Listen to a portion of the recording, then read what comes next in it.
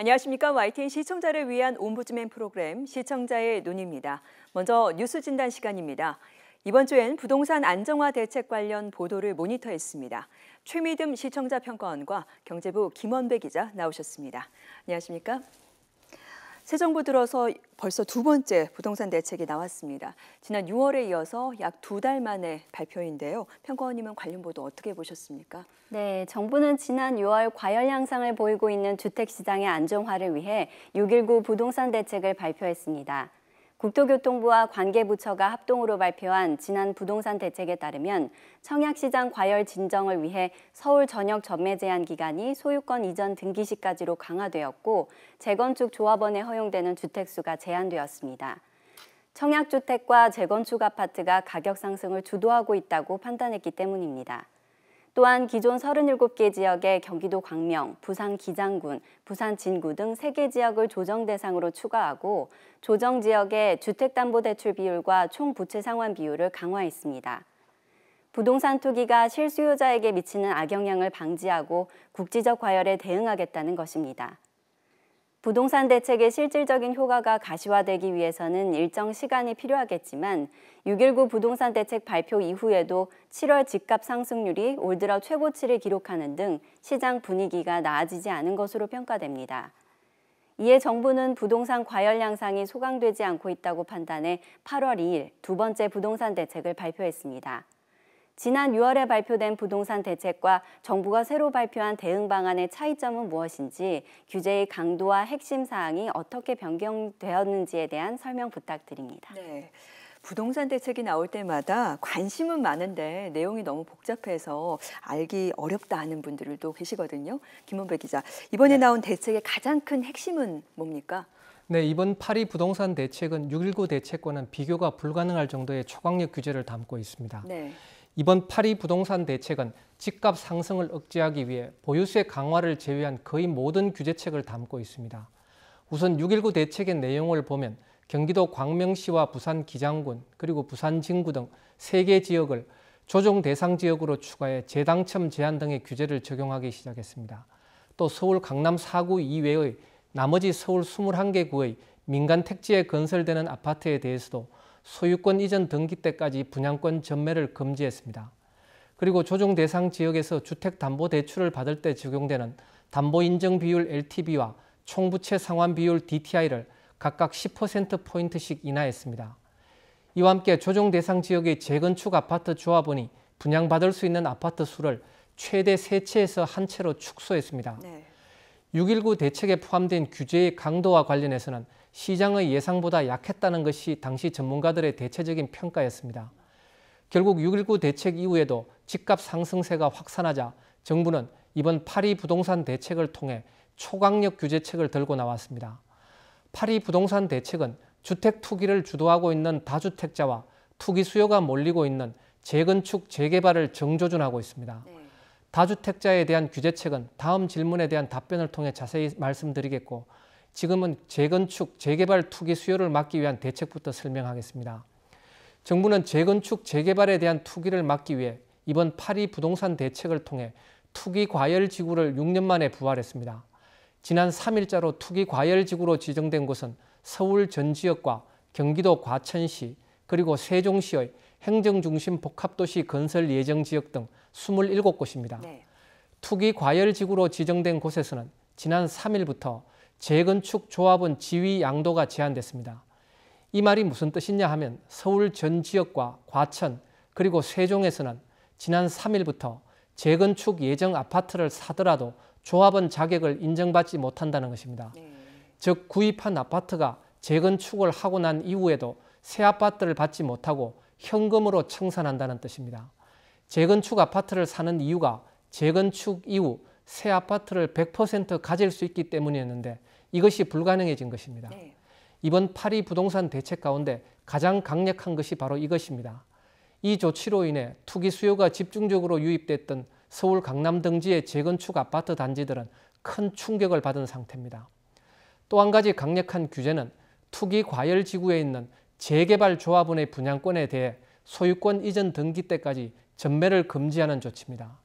지금까지는 투기 과열 지구에 있는 재개발 조합원의 분양권 전매에 대해서는 아무런 규제가 없어서 자유롭게 전매를 할 수가 있었습니다.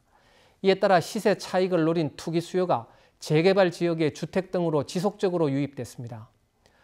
또 하나의 재건축 재개발 투기 수요 차단 대책은 투기 과열 지구에서 재건축이나 재개발 조합원 분양을 받았을 경우 5년간 다른 재건축 재개발의 일반 분양과 조합원 분양 모두를 받을 수 없도록 한 조치입니다. 또 재건축 재개발 일반 분양을 받았을 경우에도 5년간 다른 재건축 재개발의 조합원 분양을 받을 수 없게 됐습니다. 8.2 대책 이전까지는 재건축 재개발 일반 분양을 받았을 경우 5년간 다른 재건축 재개발의 일반 분양을 받지 못하는 규제만 있었습니다. 따라서 이제부터는 재건축 재개발로 일반 분양을 받든 조합원 분양을 받든 5년간은 다른 재건축 재개발의 일반 분양과 조합원 분양 어느 쪽도 받을 수 없게 됐습니다. 이와 함께 문재인 정부의 대선 공약이었던 도시재생 뉴딜 사업에서의 부동산 투기를 막기 위해 투기 과열 지구로 지정된 서울 전 지역과 과천시, 세종시는 올해 뉴딜 선정 대상에서 제외됐습니다. 그리고 지난 6.19 대책 발표 때 국토교통부의 박선호 주택토지실장이 기자들에게 올해 말까지 유예돼 있는 재건축 초과 이익 환수제를 더 이상 유예하지 않고 내년 1월부터 시행할 예정이라고 밝혔는데요. 이번 대책을 통해 이를 다시 한번 확인했습니다. 네. 이 부동산 투기를 막겠다는 정부의 어떤 강한 의지를 담고 있는 대책이라서 이번에는 실효를 거둘 수 있을지 주목이 되고 있는데요. 평론가님은 관련 내용 보면서 또 어떤 생각을 하셨습니까? 네, 부동산 안정화 대책에 대한 관심과 함께 부자들의 자산 비중에 대한 보고서도 주목받고 있습니다. KB금융지주 경영연구소가 금융자산이 10억 원 이상인 개인을 대상으로 조사한 부자 보고서에 따르면 이들의 자산 구성 중 부동산이 차지하는 비중이 전체의 절반을 넘는 52.2%로 나타났습니다. 또한 이들의 부동산 보유 규모는 평균 28억 6천만 원으로 전체 가계의 부동산 자산 규모의 약 11배 수준입니다. 이와 관련하여 더불어민주당은 8월 2일 오전 주택시장 안정화 방안 당정 협의를 열고 다주택자에 대한 강력한 조치를 검토하겠다고 밝힌 바 있습니다. 당정 협의에 참석한 김현미 국토교통부 장관은 주택을 2채 이상 소유한 다주택자가 전체 주택 거래량에서 차지하는 비중이 급증했다면서 이러한 과정에서 집값 불안이 야기되고 있다고 설명했습니다. 8월 2일 발표된 정부의 두 번째 부동산 대책에 다주택자의 투기 수요를 막기 위한 구체적인 방안이 마련되었는지 역대 정부의 부동산 정책과의 차이점은 무엇인지 궁금합니다. 네, 말씀하신 대로 이번 발표의 핵심 가운데 다주택자에 대한 규제도 포함이 돼 있습니다. 김 기자, 이 부분에 대한 규제 내용은 어떻게 되고 있습니까? 네, 앞서도 말씀드린 것처럼 이번 8.2 부동산 대책은 주택 투기를 주도하고 있는 다주택자와 투기 수요가 몰리고 있는 재건축, 재개발을 정존을 하고 있는데요. 다주택자를 겨냥한 대책을 이해하기 위해서는 우선 조정 대상 지역과 투기 지역이라는 용어를 이해할 필요가 있습니다. 네. 조정 대상 지역은 지난해 113 대책에서 처음 지정됐는데요. 서울 전 지역 등 37개 지역이 처음 지정된 이후 올해 6.19 대책에서 3개 지역이 추가돼 현재 모두 40곳입니다. 투기 지역은 2012년 5월 이후 5년 3개월 만에 부활했는데요. 서울 강남구와 서초구, 송파구, 강동구, 용산구, 성동구, 노원구, 마포구, 양천구, 영등포구, 강서구 등 서울 11개구와 세종시 등 모두 12개 지역이 지난 3일자로 투기 지역으로 지정됐습니다. 네. 투기 지역으로 지정된 12개 지역에서는 지난 3일부터 1세대 3주택 이상인 경우 양도소득세 최고 세율이 40%에서 50%로 10%포인트 높아졌습니다. 또 조정 대상 지역 40곳에서는 내년 4월 1일부터 다주택자에 대한 양도소득세 중과세가 시행됩니다. 집을 2채 가진 세대가 내년 4월 1일 이후 조정 대상 지역에 있는 집을 팔 경우 양도소득세 최고 세율이 현재의 40%에서 50%로 높아지고 3채 이상을 가진 세대에 대해서는 양도세 최고 세율이 60%로 올라갑니다. 네.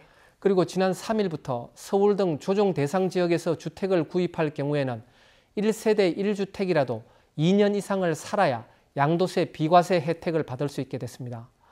이와 함께 내년 1월 1일부터 조정 대상 지역에서 분양권을 전매할 경우 보유 기간에 관계없이 양도소득세 세율이 50%가 적용됩니다.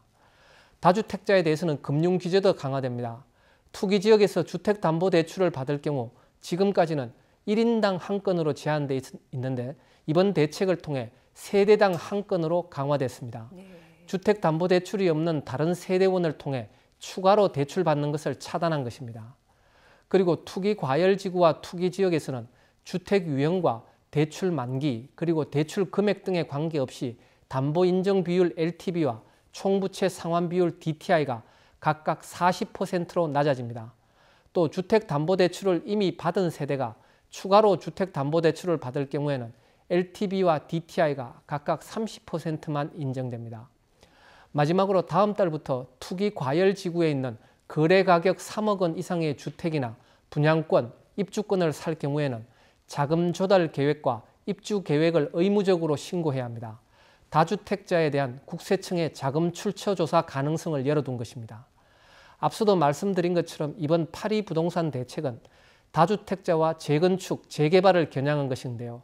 이번 대책을 통해 문재인 정부는 이명박, 박근혜 정부의 주택정책 기조와는 완전히 결별했다는 메시지를 시장에 준 것으로 해석되고 있습니다. 즉, 규제 완화를 할 테니 빚을 내서 집을 사라는 것이 박근혜 정부의 주택정책이었다면 문재인 정부는 주택 투기를 용납하지 않겠다. 다주택자는 집을 팔아라 라는 메시지를 준 것입니다. 네, 그렇군요. 이번에 이제 대책 이후에 시장의 반응이 어떻게 나올지 이제 앞으로 지켜봐야 할 것 같습니다. 네, 지금까지 지난 2일에 발표된 부동산 안정화 대책과 관련된 보도에 대해서 이야기를 나눠봤습니다. 최미듬 시청자 평가원과 경제부 김원배 기자였습니다. 두 분 말씀 감사합니다.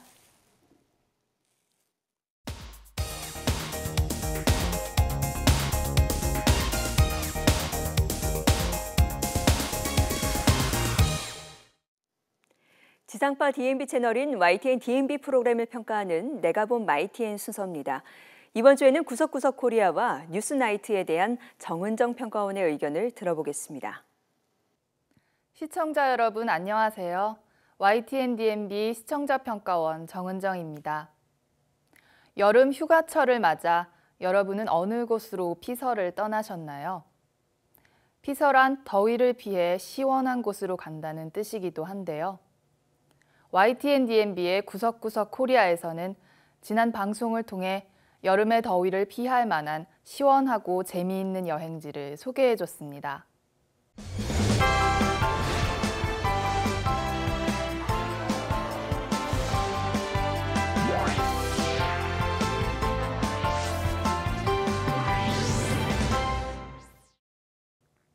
구석구석 코리아는 한국말에 능숙한 외국인을 진행자이자 체험자로 내세우며 전국의 숨은 여행지를 소개해주고 있는데요. 이번에는 지리산의 정기를 품은 산청을 찾아가 색다른 즐거움을 선보였습니다.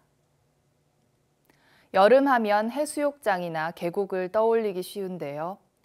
요즘에는 너도 나도 찾는 유명한 피서지를 벗어나 다양한 매력을 가진 곳들을 둘러보고 싶어하는 사람들이 늘었습니다.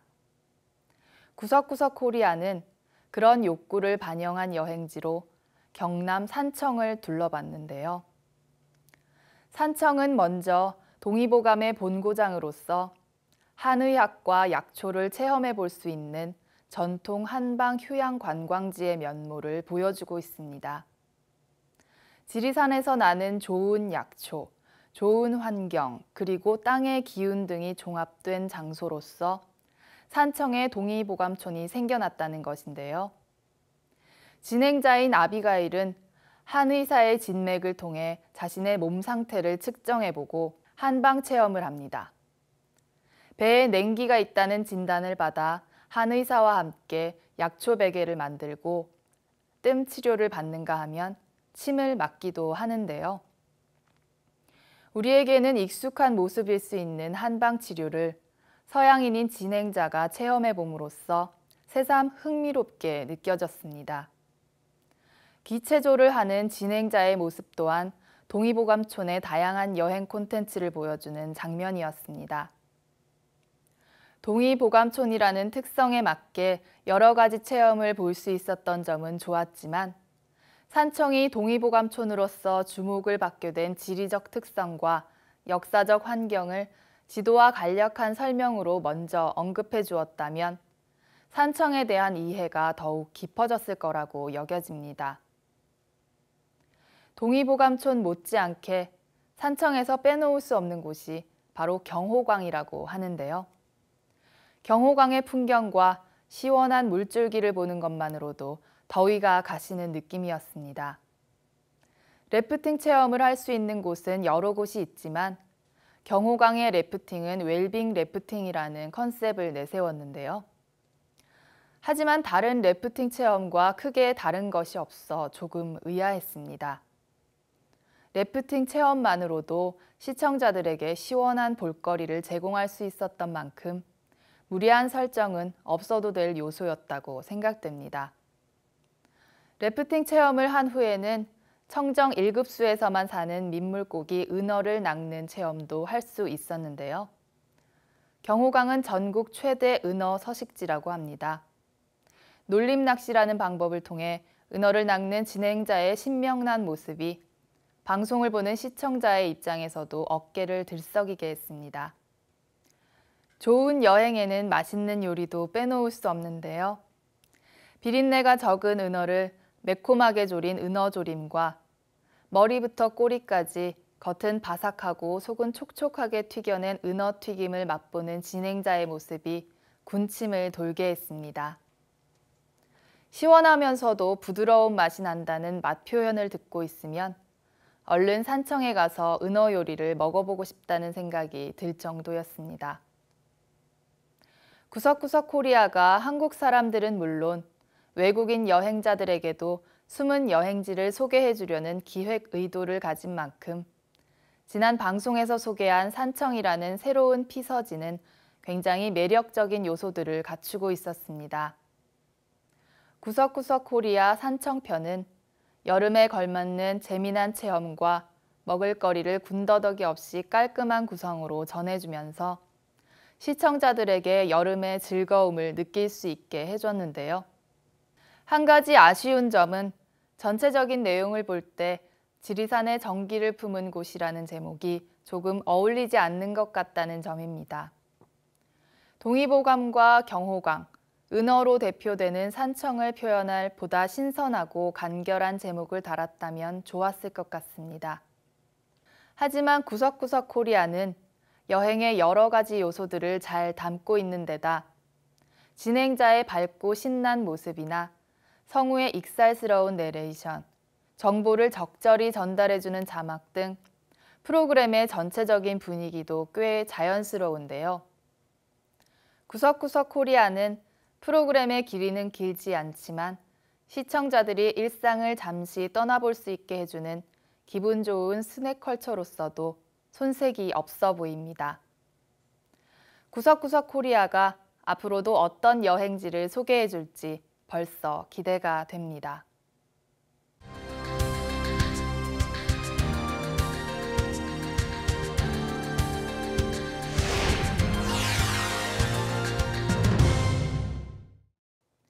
본격적인 여름 휴가철을 맞아 해외여행을 떠나는 사람들이 역대 최다를 기록할 것으로 전망됐습니다.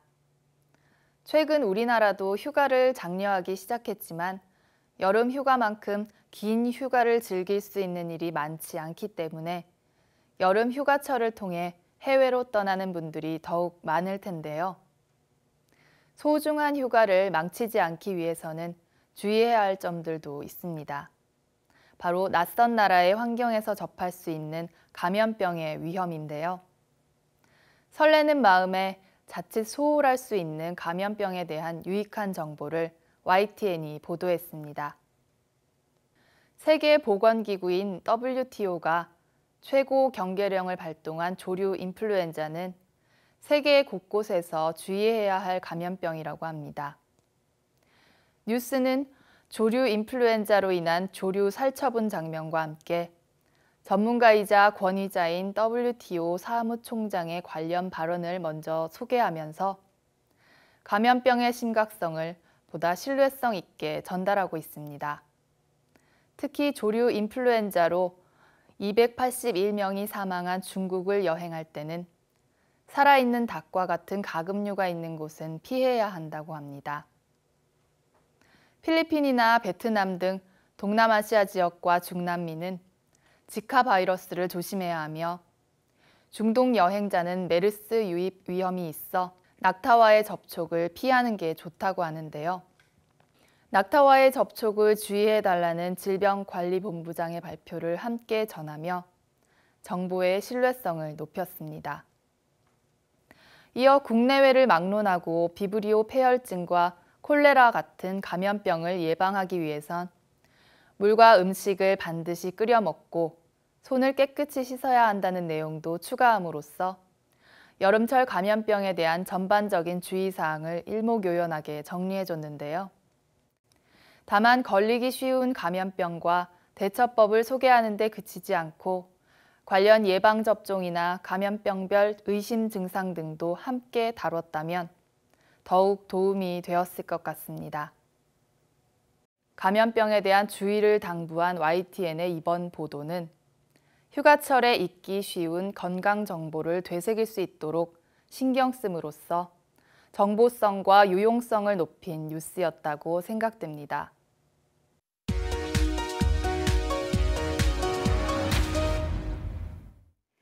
이번 순서는 시청자들의 지적사항을 정리한 모니터 보고 시간입니다. YTN 뉴스를 시청하다 보면 혼동을 줄 수 있는 자막이나 지나치게 희화화된 자막이 종종 나타나는데 시청자들은 좀 더 세심한 주의를 당부했습니다. 지난 2일 최근에 새롭게 대두되고 있는 스토킹, 데이트 폭력 등 각종 젠더 폭력에 대한 기사를 전하면서 데이트 폭력 범정부 대책 서두른다라는 자막이 방송됐는데 젠더 폭력 전반에 대한 범정부 대책이 데이트 폭력에 국한된 것으로 전달될 우려가 있었고 이후 자막에서는 젠더 폭력 없앤다로 방송돼 혼동을 야기할 수 있었다는 지적이 있었습니다. 같은 날 정부의 부동산 안정화 대책 발표에 앞서 당정 협의가 열렸다는 기사를 전하면서 반시장 정책 난무라는 자막이 화면에서 약 2초 만에 사라졌는데 반을 한자로 표기해주면 제대로 이해가 가능했겠다는 지적이 있었습니다. 그리고 안철수 전 의원에 대한 한동안의 정치 역정을 영상 구성으로 방송했는데 흥미로운 구성과 적절한 배경음악으로 무겁지 않게 상황을 알게 해준 반면 해악을 너무 강조해서 조롱하는 듯한 느낌도 들게 해 시청하기에 좀 불편했다는 지적이 있었습니다.